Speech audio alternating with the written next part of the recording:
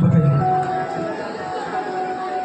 भगवान मक्खन चुराया क्यों करते थे? बताइए। नहीं पता ना किसी को भी, आंटी जी को भी नहीं पता, किसी को नहीं पता है ना? आपको पता, बताइए। सारा का सारा मक्खन मथुरा जाता था इसलिए। हाँ, ये बात, ताली बजाइए माता जी के लिए जोरदार। मतलब क्या होता है, वैसे मैं आपको लीला के माध्यम से बताऊंगा क्या था कि जो, चलिए बताते हैं। एक बार की बात है, वृंदावन में तो ब्रज में तो श्री हरि विष्णु कान्हा जी रहते ही थे। तो जो उनके सखा होते हैं, सारे के सारे सखाओं के साथ में कान्हा जी खेल रहे होते हैं।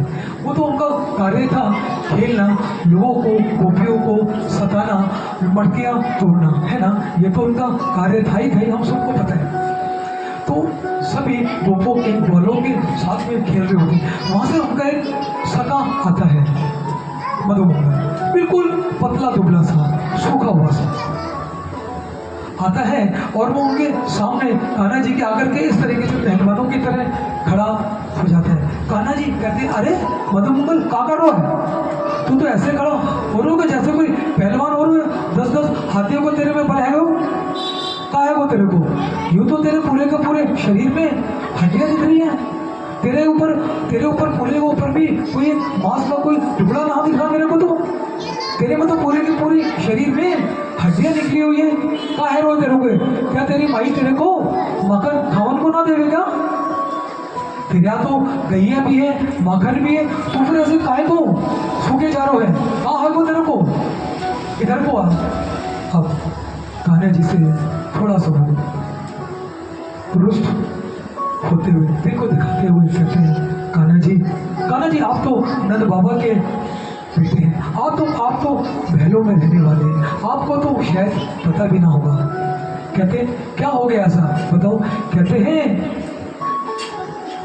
कंस हमसे सारा का सारा जो मक्खन है वो मथुरा मंगा लिया करता है। कहते मथुरा मंगा लिया करता है? क्यों, क्या हो गया? कहते हैं कि वो उसने हमारे ऊपर कर लगाए हुए हैं, वो हमसे एक तरीके से टैक्स वसूलता है, हम पे ऊपर कर लगाए हुए हैं। पहली बात तो जो मक्खन बचता है हमारी माताएं बाजार में बेच करके आती हैं, थोड़ा बहुत, उससे हमारा घर परिवार चलता है। और जो बचता है वो सारा का सारा कंस मथुरा मंगा लेता है। अगर हम उसको नहीं देंगे तो वो हमारे ऊपर दंड लगाएगा, और ज्यादा लगाएगा, डबल कर लगाएगा। तो इसकी वजह से हमको माखन जो है पूरे का पूरा, ब्रजवासी जो है माखन को मथुरा भेजते हैं। तो कान्हा जी कहते हैं कि अब ऐसा बिल्कुल नहीं होगा, अब ऐसा मैं ना करने दूंगा। अरे कहते हैं कि आप तो नंद के पुत्र हो, आप ऐसा करने दो, अगर हम उसको नहीं देंगे तो हम पे डबल कर लगाएगा और हमको रहने नहीं देगा। कान्हा तुम ऐसा मत करो, वहां पे जैसा चल रहा है तुम ऐसा चलने दो। कहते हैं कान्हा जी मन मन में, अरे तू जान तो ना है मैं कौन हूँ? मैं तो भगवान हूँ, मैं भगवान हूँ, तू वही ना जाने है? तो हंसते हंसते बोलते हाँ, सब कहते हाँ हम तो ये जाने हैं कान्हा, तू तो भगवान है, तू हमारे ये सारे काम करेगा, तू ही रोकेगा माखन जाने को। कहते तो तू करेगा क्या करेगा? कहते हैं कि अब कल से माखन जाना बंद और चोरी करना चालू। अब हम कल से चोरी करेंगे और सबके सब कहाँ करेंगे? चोरी। अरे कहते चोरी क्यों करेंगे भाई? चोरी से तो हमको दंड मिलेगा दोबारा, फिर हम लोग परेशान होंगे। कहते हैं चोरी भी करेंगे तो हम अपने घरों में करेंगे चोरी। अरे कहता है कान्हा हम तेरे को मान गए, तू भी नंद का लाला है, यशोदा का लाला है, तू ना मानेगो। तो इसी तरीके से तो फिर प्रभु ने पहली चोरी, सबसे पहली चोरी अपने ही घर में की। सबसे पहली चोरी प्रभु ने अपने घर में की।